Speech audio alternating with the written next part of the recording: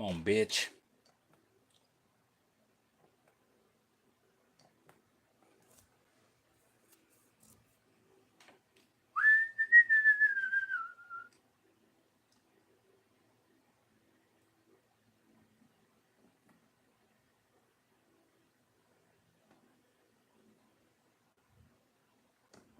Hello, Brobs. We're back with Mars Without Venus, a study of some homosexual generals by Major General Frank Richardson, who I found on a happenstance trip to an estate sale over, I think, last summer.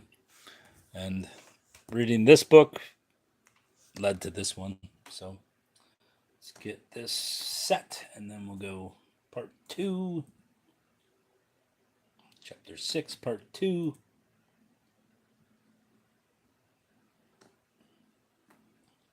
Put it in its proper playlist, and then we shall go Mars Without Penis or Venus. I'd like to get this book done with, so I can go. Come on. There we go. Open that, and we shall open this. Once I get this fucking thing going here. Alright, we'll open this. Start this, and we'll get on with the reading. This is chapter 6, the second part. Earl Kitchener of Khartoum, 1850 to 1916. And I'll stop this. Alright, we're ready. A great pride gift for the gay guy who has everything. Yeah, maybe. No, I found this book last year and in the estate sale. Had no concept of the fact that somebody thought Napoleon was gay. So I bought it because it was only $1, and I was like, so I read it on YouTube, and every fucking Napoleon fanboy in the world who had seen the movie came on and called me every name you can imagine. I'm like, dude, I didn't write the book. I don't even fucking know anything about Napoleon. But yeah. And then that led me to reading this guy's other book, Mars Without Venus, a study of some homosexual generals. Hopefully I can infuriate some more Napoleon fanboys and military fanboys in general. Yeah, I had never heard of this. 1972 or 3, I believe. Which I never knew they wrote books like that in the 70s, but there you go. Let's see what this gay gen supposedly. I mean, this was one of the most unconvincing books I've ever read, but I read the whole thing on here, and there was just infuriated people left and right. And I don't know why. I give a shit less about Napoleon. Earl Kitchener of Khartoum, 1850 to 1916. Kitchener's great reputation, his solid, even stolid presence at the War Office, and especially his monolithic figure with its pointing hand on the famous recruiting poster, were as much an assurance to his compatriots of ultimate victory in the First World War as was Winston Churchill in the Second. Napoleon looks half gay, I'll say that. Well, they claimed he had a small pecker, and that what else? Oh yeah, he was impotent and he had a small pecker. But like I've stated before, is that a lot of these guys probably had kidney stones and stuff. They said he had kidney problems because I know when you have kidney stones, you basically are impotent. That's why they give people blue balls, not blue balls, but what's it called? Anyway, when you have kidney stones, you're basically impotent until those things are gone. So back to this bullshit. Yeah, this was not a very convincing book, but it was pretty funny to read.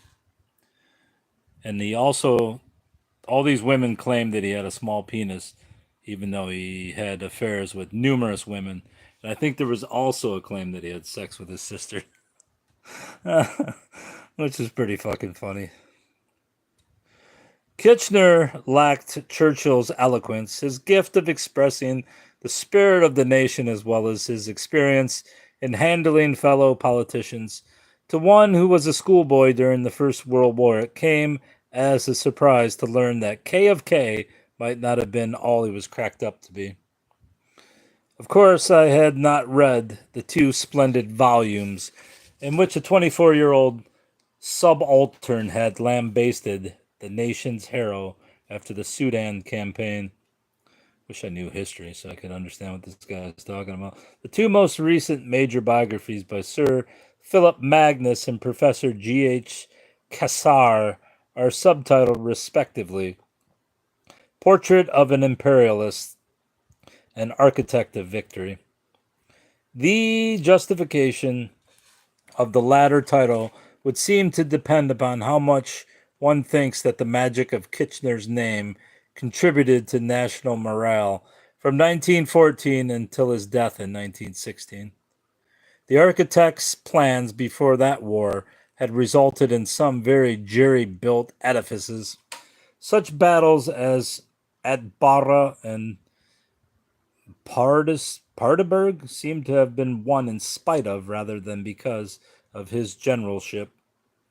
Even his conduct at Omdurman, a battle which was greatly influenced by the Gatling gun which we had got and they had not, can hardly be regarded as an example of great leadership. Surely the late 19th century was much too late in military history for a general to be considered a great one, who could gallop about the field shouting verbal orders, hustling troops into action, and goading brave men to unnecessary deaths, with resultant chaos and disjointed rather than coordinated actions. Professor Cassar completely knocks the bottom out of Kitchener's right to be considered a good leader when he states that he showed no interest in the welfare of his troops and was never seen to address or even notice a private soldier. Oh yeah, also they claim that Napoleon used to pull everybody's ears. Just fucking grab them by the ear. Just pull their ear.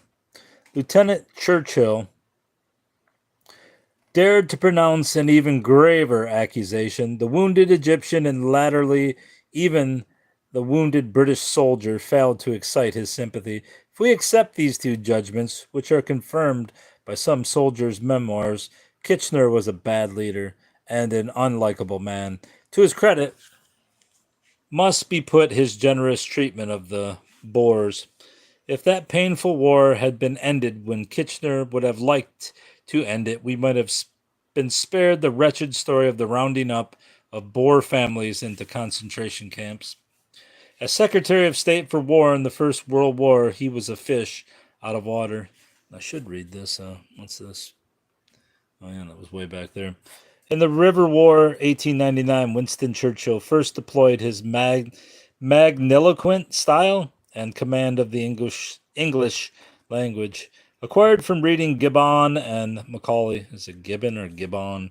Whilst in the words of his son, becoming his own university. Could any other subaltern have equaled the resonance of this forecast of bacterial warfare? The mechanism of modern war is still defective. Someday, science will call the mighty bacillus into the affairs of nations. This is only one of many gems in a book which are lessons applicable to modern desert warfare. An assessment of his record in that difficult task depends on which side one takes in the protracted Kitchener-French controversy. As a soldier turned politician, he should have known better than to subject the field commander to political pressure. According to Sir Philip Magnus, Kitchener's detractors had reported in 1896 that he was temperamentally unfitted to exercise high command. All details of that occurrence, which throws light on Kitchener's character, were suppressed. But I am not competent to judge Kitchener as a general or as a politician. I am concerned with him mainly as a human being. There is less to learn about Kitchener, the man, in Professor Cassar's book than in the Portrait of an Imperialist by Sir Philip Magnus, whom the professor castigates for his almost contemptuous deprecation, sick of Kitchener. Paul? The fuck is Paul? Paul is dead? However, in dealing with Kitchener's celibacy, the professor uses Sir Philip's exact words without acknowledgement or even quotation marks, wisely perhaps, for his own English has a distinct transatlantic tang, and his book is not free from mistakes from which his publisher might have protected him, such as home guards for horse guards. Herbert Kitchener was exceptionally reserved as a boy. His stern, autocratic father, Colonel Henry Horatio Kitchener, did not believe in schools, and his children were rather sketchily educated under his direction by governesses and tutors. This was a pity, because the boys loved games and riding and could have been brought out by a more normal education. Herbert was a tall, good-looking boy. A governess remembered him when he was small as a very pretty, fair boy with golden hair, small, pearly teeth, blue, penetrating eyes, and an angelic smile. Professor Cassar describes his face as being handsome to the point of being almost feminine in the delicacy of his features. He is thus the third of my heroes to have seemed almost too pretty for a man. This is surprising when one thinks of that rock-like face on the recruiting posters, Britain's answer to Hindenburg. Quite soon he was to grow the luxuriant mustache, which became his trademark, just such a mustache as repressed just such a mustache as repressed homosexuals were said to cultivate. All right. And it certainly helped to camouflage any hint of femininity, such as his love of flower arrangement. His beloved mother died when he was 14, leaving a void in his life which no one was able to fill. Significantly, when he was raised to the peerage as Earl Kitchener of Khartoum, he chose for his second title his mother's birthplace, Aspal. Brought up to regard himself as a superior person, he became a shy, lonely man with a very high moral code. For a time, he was drawn to Anglo-Catholicism. Lord Edward Cecil, one of his aides-de-camp, asserted that Kitchener felt that he was defrauding the Almighty if he did not carry out his task. Sir Philip Magnus observes that he was a natural celibate whose sexual instincts were wholly sublimated, like those of a Catholic priest. He never married, and a great loneliness descended upon him, which was widely observed and regretted. When he was 33, a young girl of 16 fell passionately in love with him, and for a time it seemed that they might marry. She was Hermione Baker, a sister of Valentine Baker, whom Kitchener had met in Bulgaria and seen a lot of in Cairo. Later in life, it was thought that he might marry an heiress, called the Tory heiress by Magnus and a Greek heiress by Cassar, but he decided against tying himself down by marriage. He may have thought that he travels the fastest who travels alone.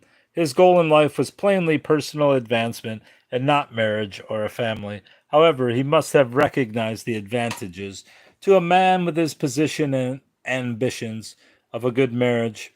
It is impossible to guess to what extent the shy, self-contained bachelor may have responded to the love of young Hermione Baker.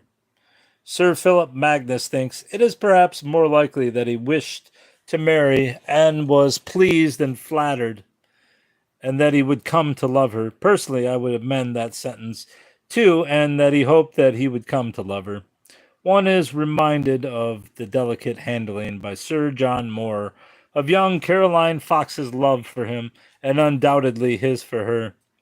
He wanted to be sure that his position in Malta had not swept her off her feet, but he certainly did not hold, like Kitchener, that women were ruinous to the prospects of a young officer.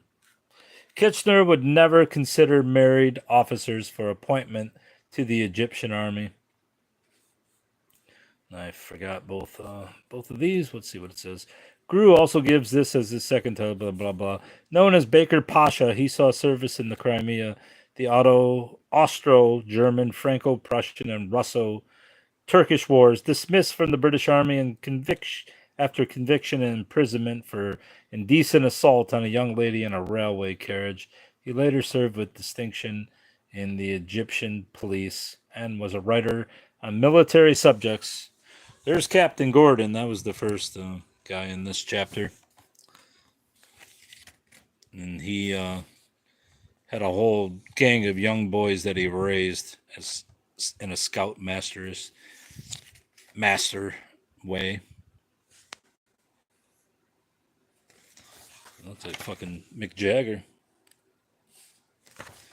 Oh, Jesus Christ. There's Kitchener. This is the guy who was too pretty to be a man.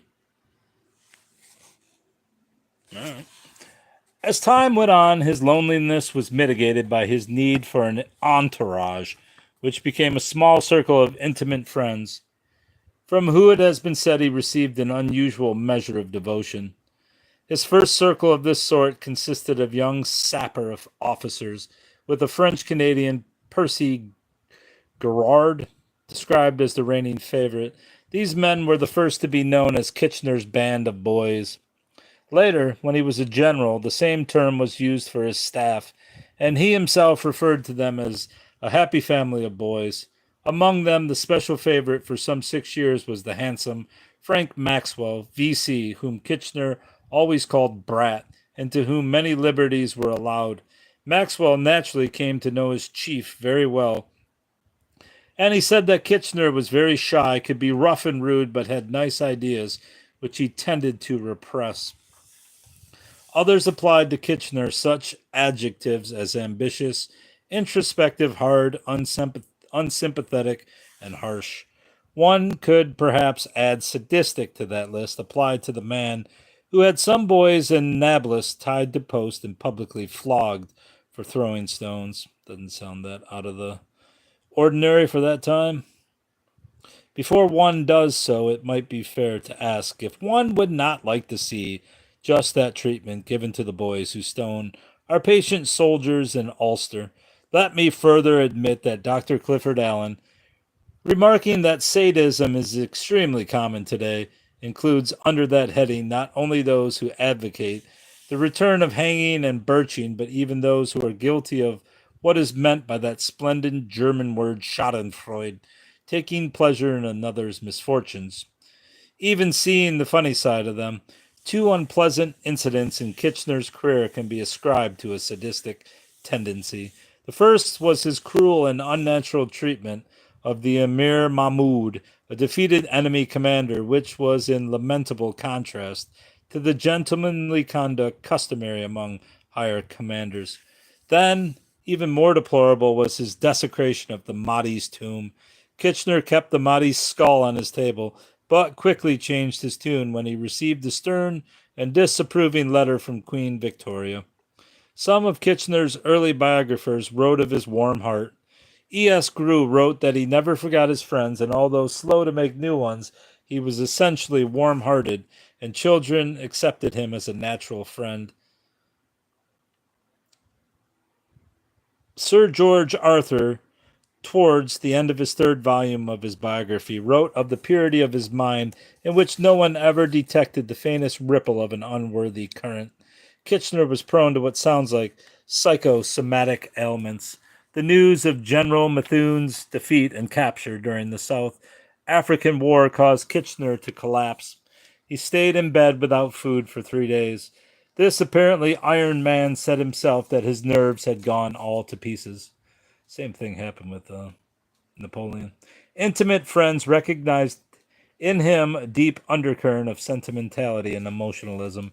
Lord Esher, writing of a rare glimpse of Kitchener's emotional nature, saw him as a noble creature of good, wholesome color, in spite of the few darker threads that traversed the tapestry of his character. Nothing. I rather think that the general's public were unaware of any dark threads in the tapestry. In the climate of the time, it is unlikely that many of them overheard the rumors of homosexuality which were assiduously spread by his detractors. As one might expect, such rumors were not mentioned in the many biographies written in the first quarter of the century. Viscount Esher's tragedy of Lord Kitchener has nothing to do with his death in HMS Hampshire, so much as his growing realization that he no longer fitted into the modern scene, that he was accepted by the war cabinet as a necessary evil. Nevertheless, remarking on the reticence of many biographers about Kitchener's relations with women, Lord Esher permits himself to comment that this leaves incomplete the story of his life or betrays a flaw in his nature. Professor Cassar, who discerns a feline quality in Kitchener, dismisses the charges of homosexuality as absurd, somehow conveying the impression that he means that there was no hint of any physical expression of such a deviation. I would be most surprised to learn that there was any such evidence. Such a distant, withdrawn character, despite any underlying emotionalism, would be likely to shun physical contacts. In any case, the point is irrelevant, as I have already stressed.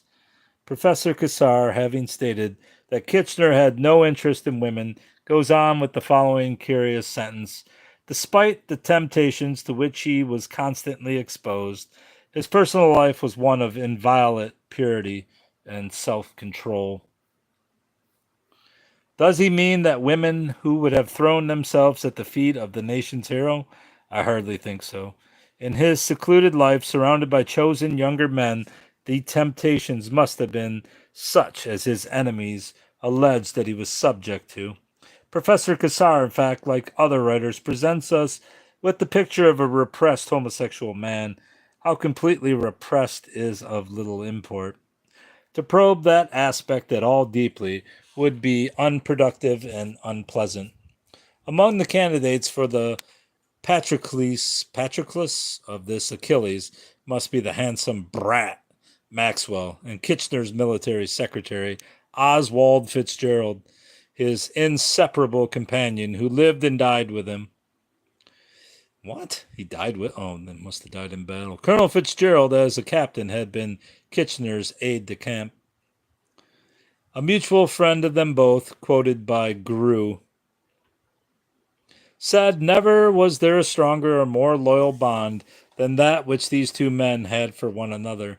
That Kitchener had lived with Fitzgerald for years was one of the straws in the wind clutched at by his enemies." John Montgomery, a recent biographer of Major General Sir Hector MacDonald, discusses the belief that Kitchener helped to engineer Sir Hector's downfall, possibly because Fighting Mac had become more of a popular hero at Omdurman than had Kitchener, much of whose fame rested on that battle. Sir Hector was sent back to Ceylon, I believe that's how you pronounce it, to face unspecified charges known to have been of a homosexual nature, and he committed suicide in Paris. An army anecdote tells of a newly joined subaltern sitting next to his commanding officer at a guest night, as was often the custom of a young officer's first guest night, listening to his CO discussing with the general the sad recent case of Sir Hector. He heard them agreeing that poor old Hector did the right thing. Rashly interrupting, he exclaimed, "Oh no, General, I can't agree. I'd much rather be a live bugger than a dead general." All right.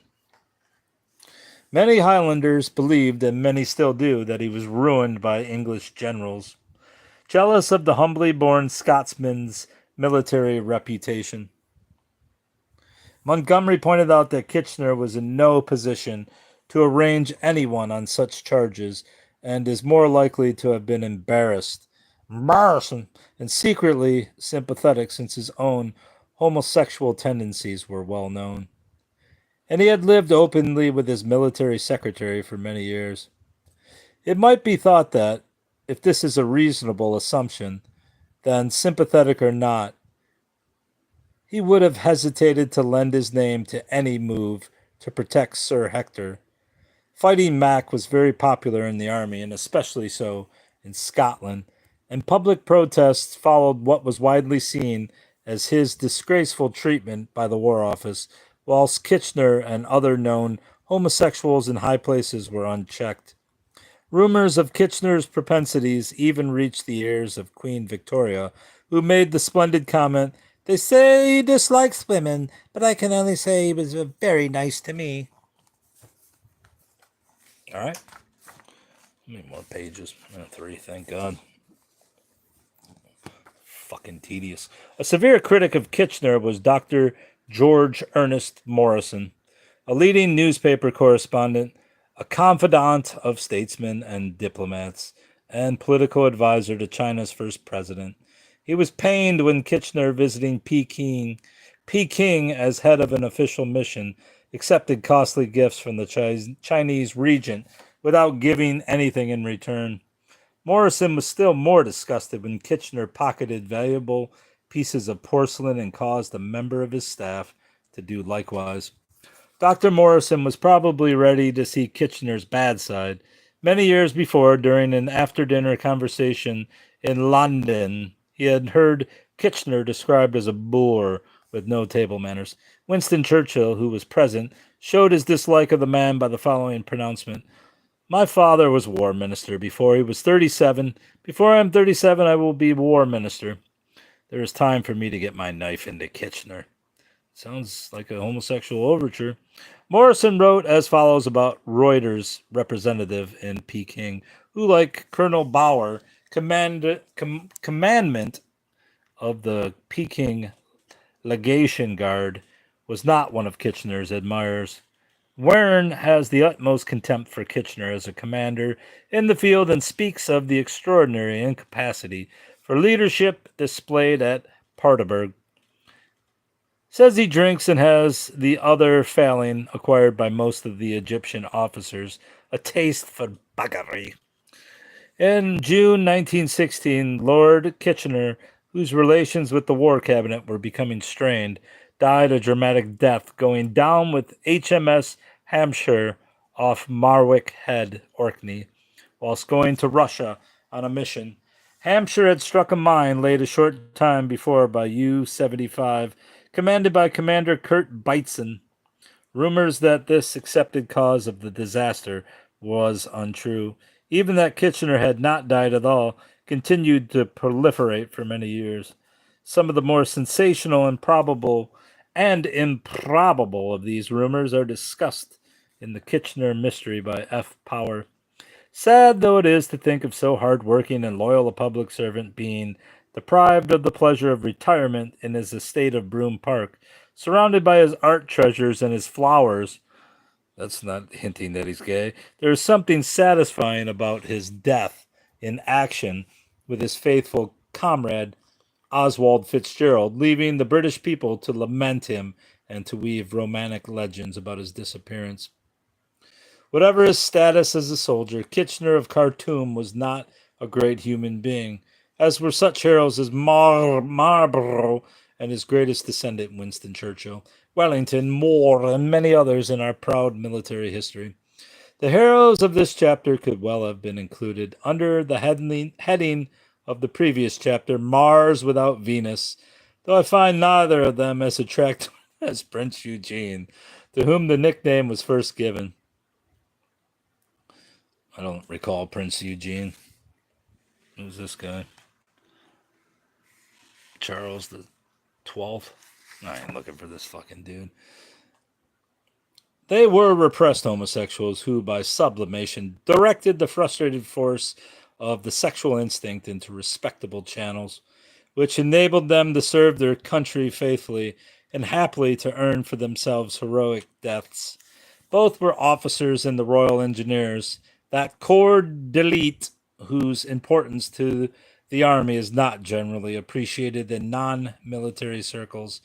Even some who have served for short periods in peacetime may tend to think of them in terms of the garrison engineer, a kind of military landlord to whom one turns when things go wrong in army quarters, as one sends for a plumber or a joiner. Perhaps they have been seen in camp, constructing bridges and roads, often in outlying districts, as a service to the community. This provides a clue to their wartime role. Their rank and file were formerly the corps of sappers and miners, and today, officers and all, they are familiarly known as the sappers. In former days, they had the very dangerous task of operating all the siege equipment in the forefront of many a bloody assault on fortresses and defended towns. In the last great war, they were constantly and perilously engaged in helping the infantry and armor to advance, clearing a way through minefields, through complex obstacle belts, across rivers, great and small. The operations in which they were particularly exposed to risk were the assault crossings of major rivers, such as the Rhine.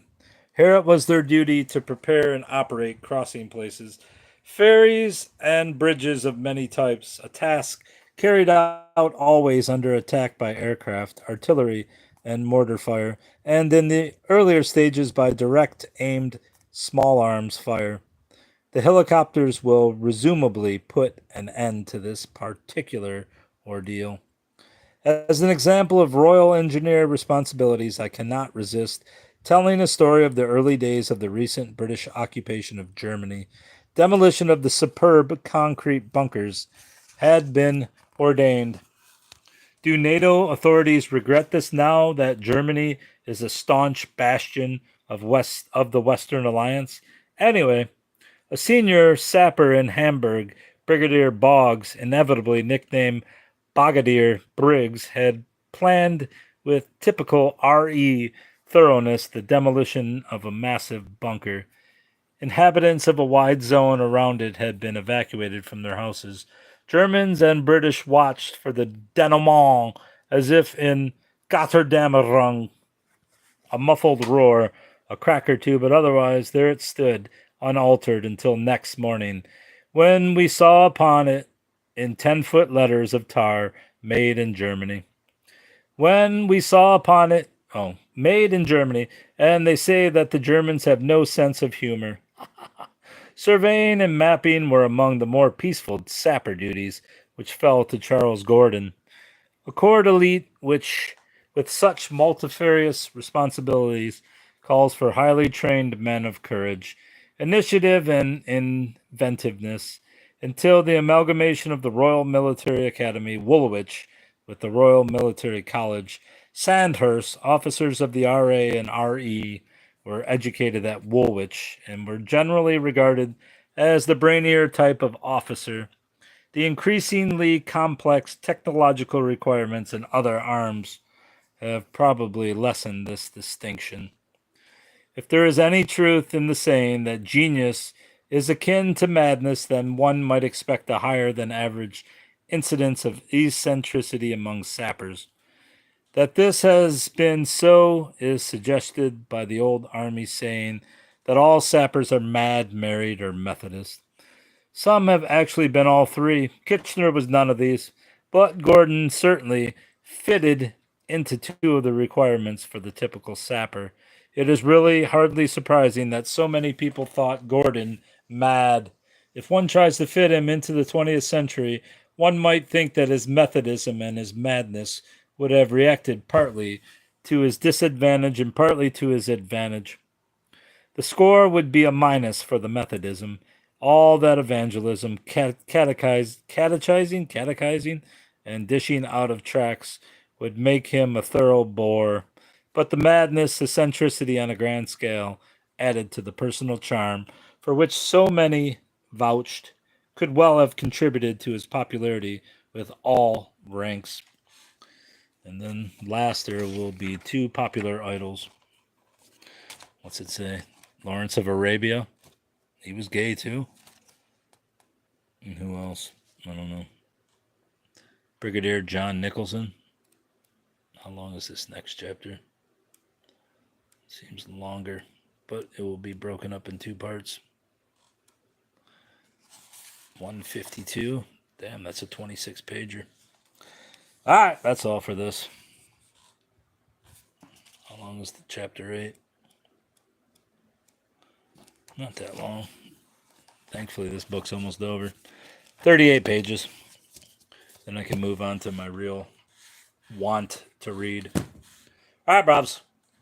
Go check that one out if you want to hear about Napoleon's bisexual emperorness, which I read to much derision from Napoleon fanboys. Anyway, that's all. That's all, Brobs. Bye-bye.